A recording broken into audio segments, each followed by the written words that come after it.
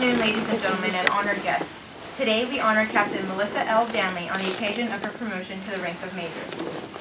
The presiding officer for today's ceremony is the Chief, United States Air Force Selection Board Secretariat, Colonel Ramona L. Dolson. Please stand for the arrival of the official party and remain standing for the playing of the national anthem.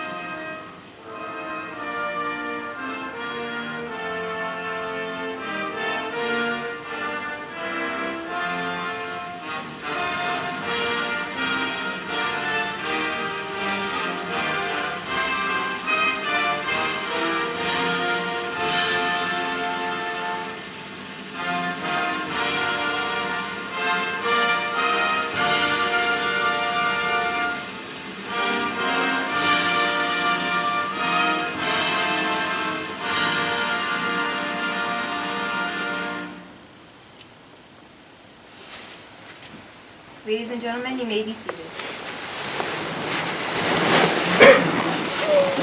Please allow me to extend a warm welcome to our special guests. Captain Danley's husband, Senior Master Sergeant Eric Danley, United States Air Force retired, and their daughter Ashley, and Captain Danley's mother, Miss Dreama White. To all other senior leaders and friends, thank you for sharing this special occasion with Captain Danley. Ladies and gentlemen, it is my pleasure to introduce the presiding official for today's ceremony, Colonel Ramona Dolson.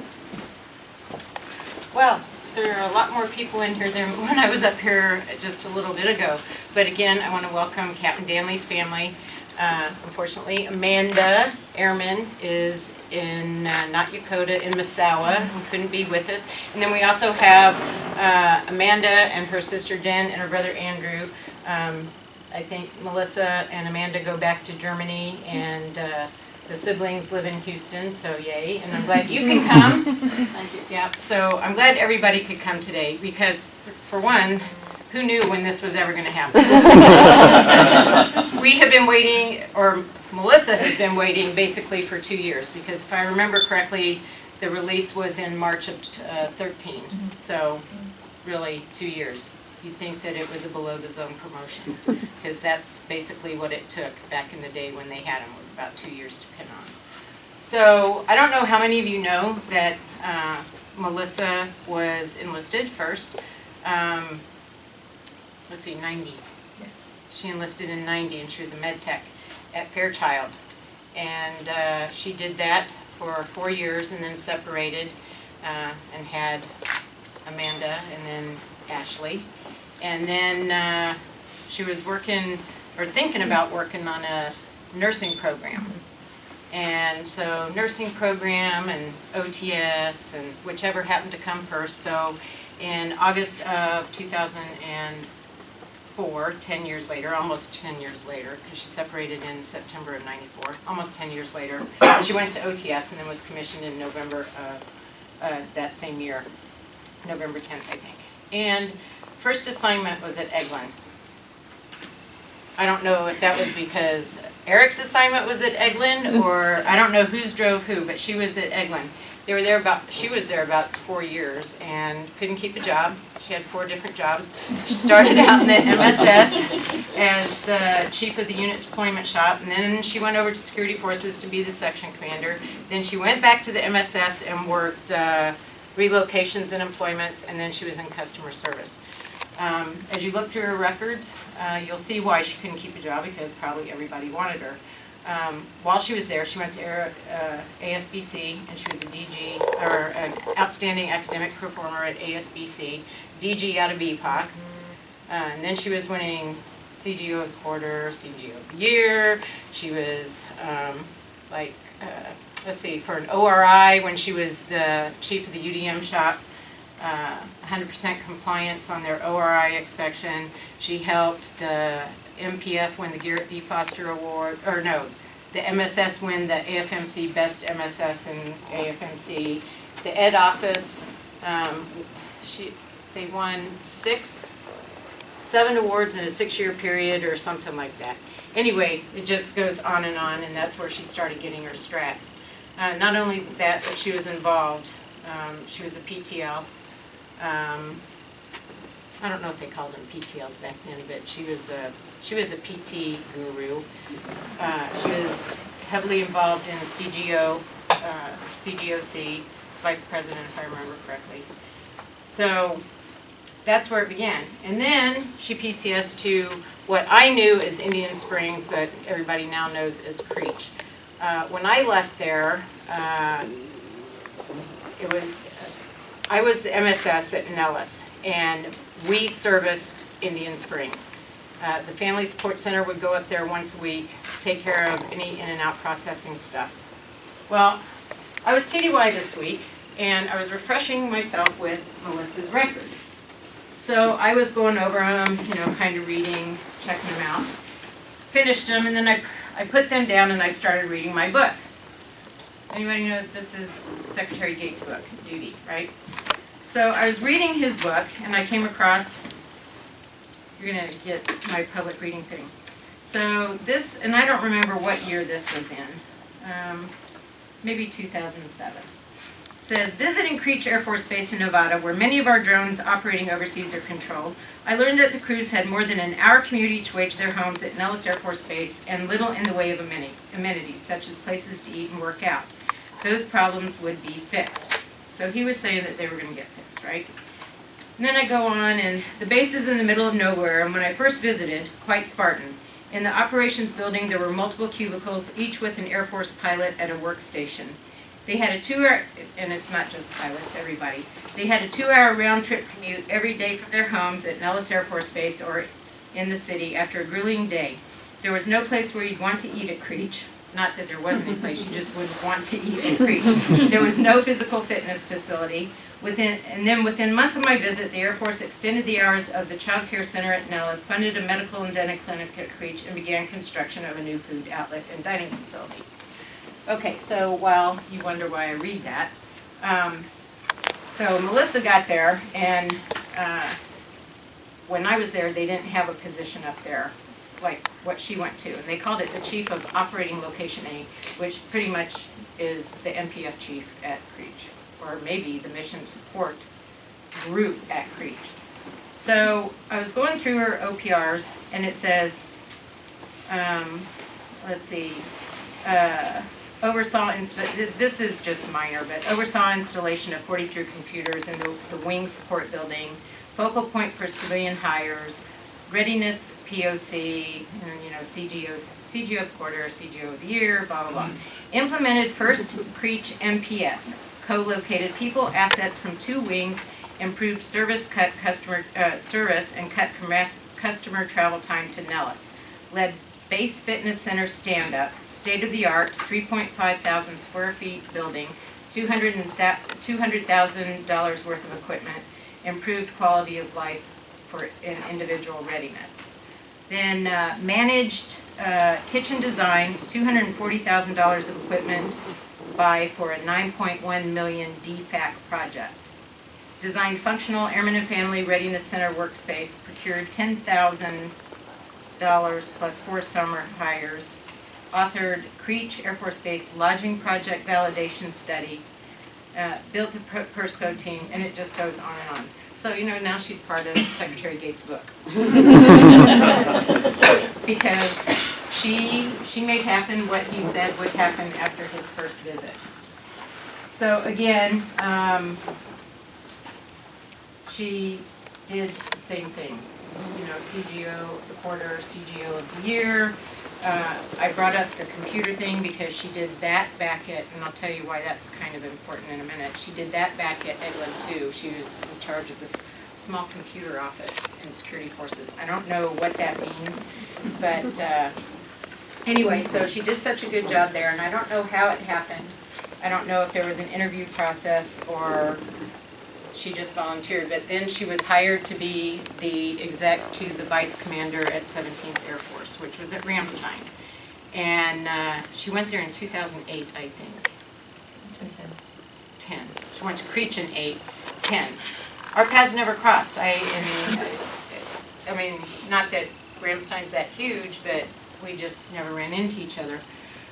So she did, she was exec to General Cowan, who was the vice.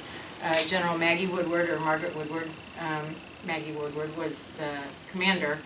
And as the exec, she got to do some pretty cool things.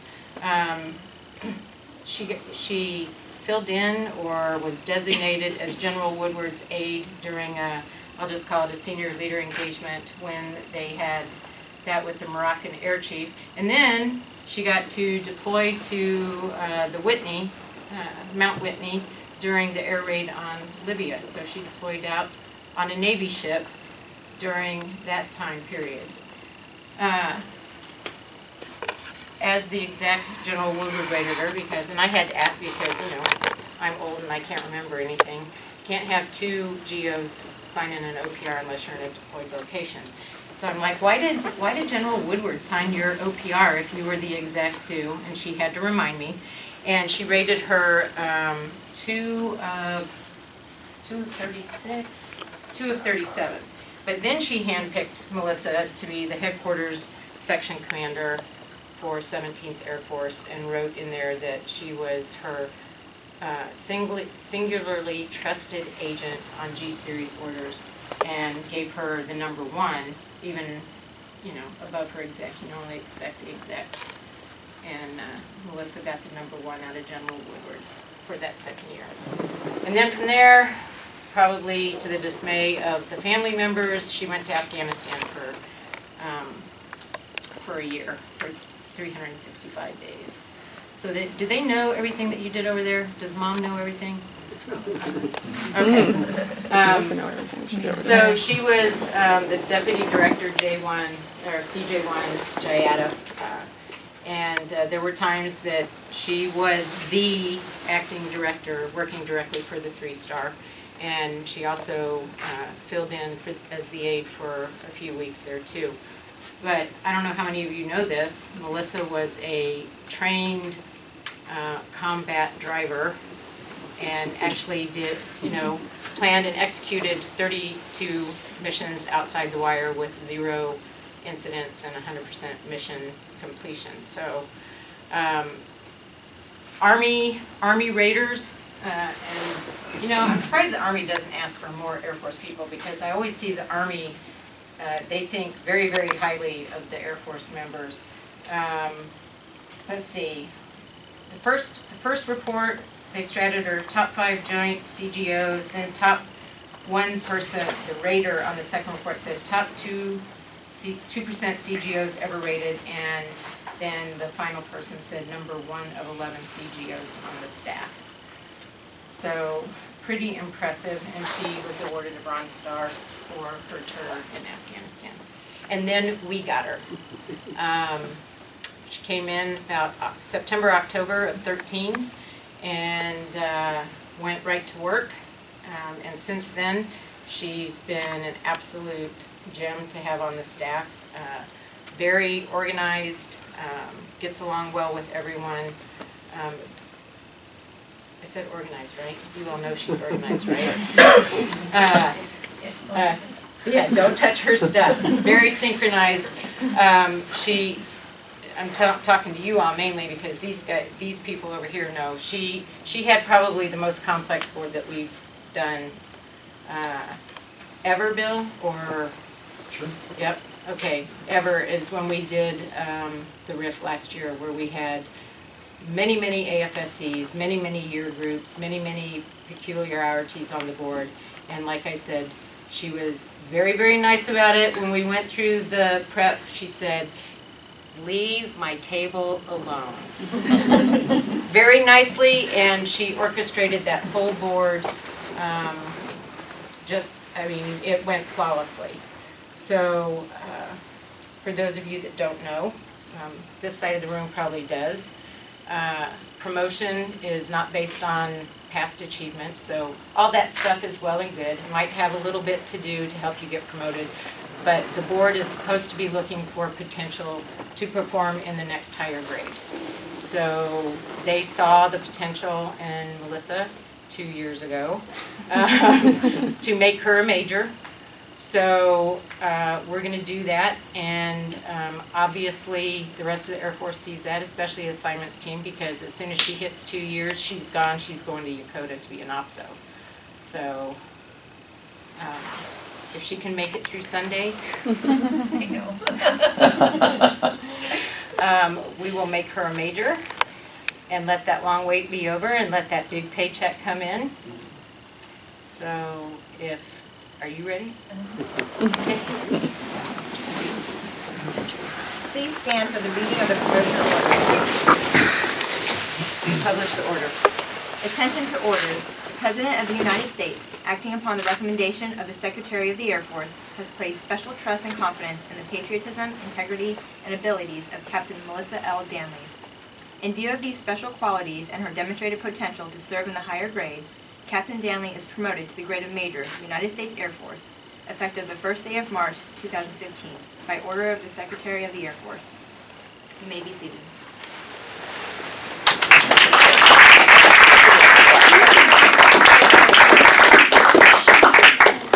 We now invite Captain Danley's family to come forward and pin on her new rank. The air.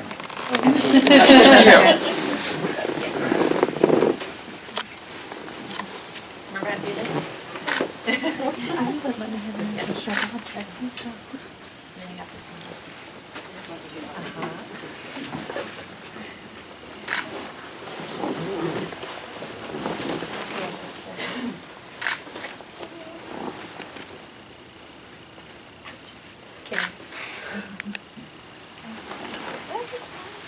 Yes, it does. Looks good. Ladies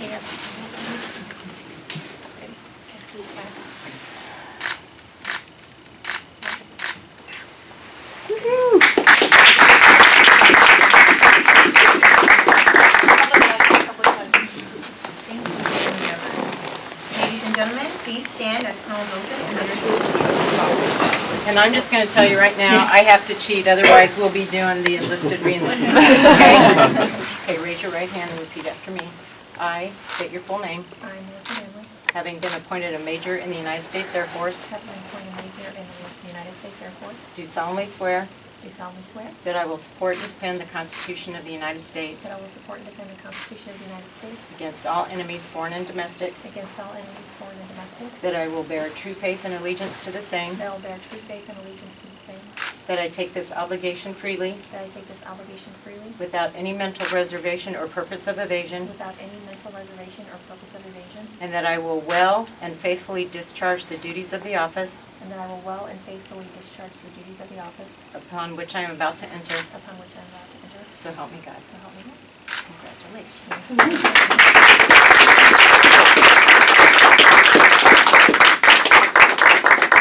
Thank you, Colonel Dolson. Ladies and gentlemen, please be seated. It is my privilege to present Major Melissa L. Danley.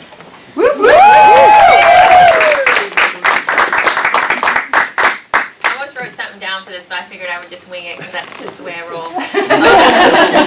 So, ma'am, thank you very much for doing this for me. I really do appreciate you taking your time and going through my record once more to prepare for this. I really do appreciate that. Thank you. Thank you, Colonel, for coming to this as well. Colonel Wheeler and I were stationed together at the 17th Air Force, so she knows me well. Good thing I just did not realize you were, but thank you for coming. So Jen, Stephanie, my friend Mandy from Germany, love you to death. To tell you about Mandy, she actually took over for the job that I was doing. I kind of felt bad for her. Uh, I had a better boss. well, just for the sheer fact is that we were doing that transition kind of thing. She'd been at the 17th for what, a year at that point? Yeah. Never. I don't even think I met you at that point. I was always up in the front office, and she was always in A6. And she came up, and she was kind of taking the place. And she had said one day she was going to Ireland, and I said, "Oh, I can come. Can I come?" I kind of invited myself. I think she thought maybe jokingly, and I was not joking.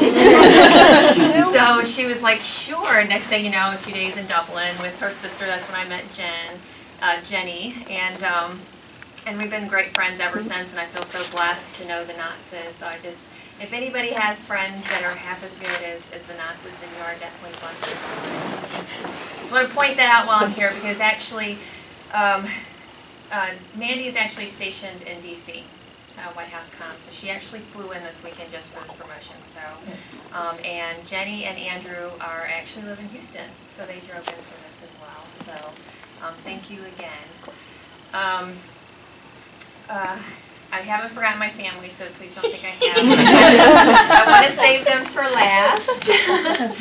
So, and I just wanted to say that Colonel Dolson had mentioned things about my record and everything, and I would like to reiterate, nobody ever does anything in a vacuum, and you're not alone.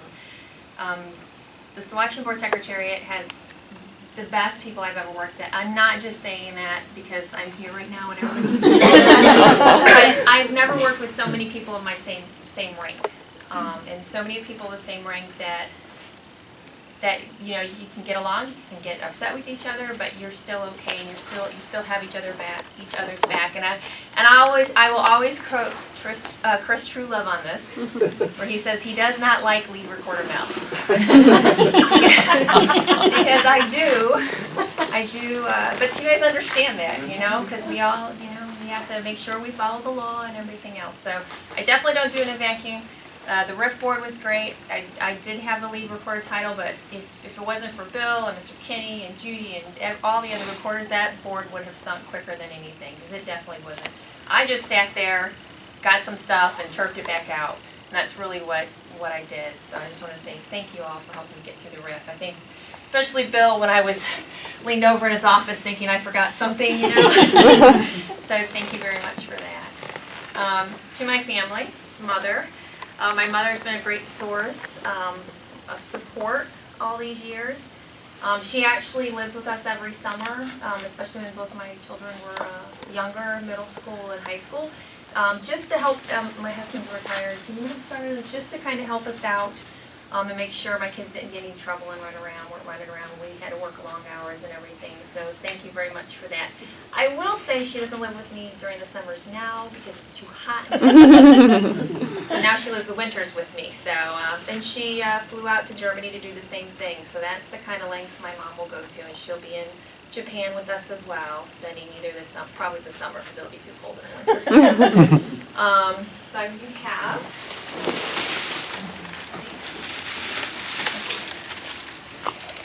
To my mom. Thank you. So, Ashley, I would probably say everybody over here, the recorders, know my daughter Ashley. Maybe not by sight, but from listening to my phone calls to her. And so I will, you know, she's a teenager. We've got things going on that we kind of angst through, but Ashley is the best support. Because she's very, look at her shaking her head. Because Ashley, while you know you kind of have a hard time getting her to clean up her room and things like that, she's got a wonderful heart, loves animals, and really when it comes right down to it, she's there for me. You know, if you say, hey, can you help me go do this? She's like, all right, fine. You know. So this is for you. Thank you. Now she doesn't like public displays of affection, so that means something to her. And to my husband, I don't have anything for him. I'm going to take him out to dinner tonight. So. I figured he would appreciate that more than flowers. Thank you. Eric and I have been together since '90, a very long time. He supported me when I got out of the Air Force for 10 years. When I went to get my bachelor's degree in Alaska, he was there for me. He even picked up a pair of nylons today, last minute. He is there. So yeah, Andrew helped. Andrew actually spotted them. So thank you very much. I love you very much, and I thank you for all the support you've given me all these years, and here's to another 20-some more. Yeah. So, but there's food downstairs. I know that Sandra probably has a couple more things. And I wanted to say thank you to Stephanie and to Sandra and to Major Condor also for helping set this up. I really do appreciate it. You guys made it so much easier. Oh yes, I know. He's snapping away. And threw me off. He's not in blues, So and thank you. Tom was all over it, saying, "Yep, I can take pictures. No problem." Thank you very much for doing that. And everybody was in here yesterday. We were moving chairs around and what's the best way to set things up. And it's funny how something you think this is, not much goes into it, but it really does. So I really do appreciate it. Thank you very much.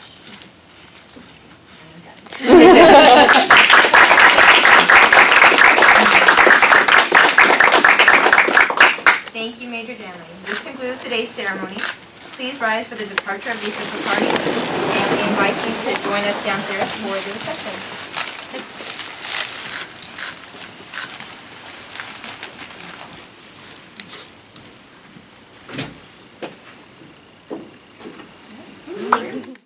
Y'all playing with it, get up on my level, You a lightweight, this is heavy metal,